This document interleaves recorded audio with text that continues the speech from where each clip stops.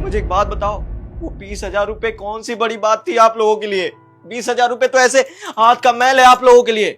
कहीं कहीं रेस्टोरेंट में या कहीं पार्टी करने जाते हो तो आप लोग लाखों रुपए खर्च कर देते हो। तो तेरे लिए कमाते हैं हम।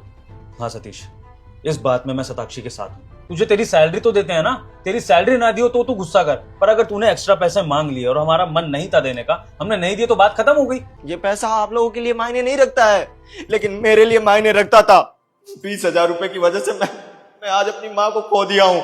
मेरी माँ इस दुनिया में नहीं है क्योंकि मैं उसका इलाज नहीं करवा पाया, 20,000 रुपए इकट्ठा नहीं कर पाया।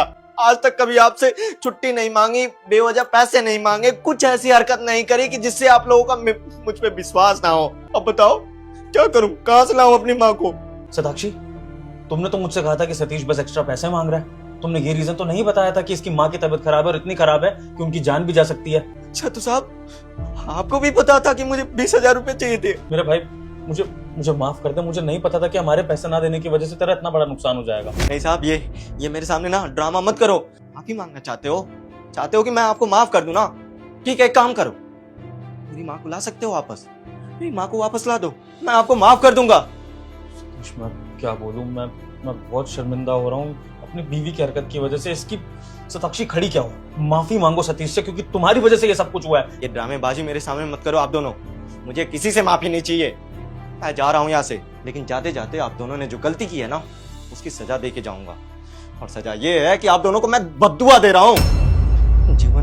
जीवन में एक ऐसा पल आएगा ना जिस वक्त आप लाचार और बेबस महसूस करेंगे, लेकिन उस वक्त कोई मदद करने वाला नहीं होगा आपको।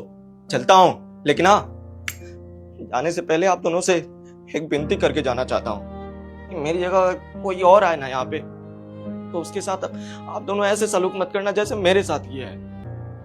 शताक्षी, तुम्हारी एक लापरवाही की वजह से आज सतीश की माँ की जान चली गई। वो हमेशा ही एक्स्ट्रा पैसे मांगता था, तो मुझे लगा बस ऐसे बहाने कर रहा है कि माँ बीमार है। ये तुम्हारी एक गिरी हुई हरकत है जिसकी वजह से ना एक बेटे ने अपनी माँ खोई है, बल्कि हमने एक वफादार नौकर खो दिया। और उसकी बद्दुआ लगी कि सो अलग। मैं पता नहीं तुम्हारे साथ रह पाऊंगा कि नहीं, लेकिन इस घर में रहूंगा तो मुझे सतीश की माँ की याद आएगी तुम्हें देख के। मेरा शर्म से सर झुकेगा।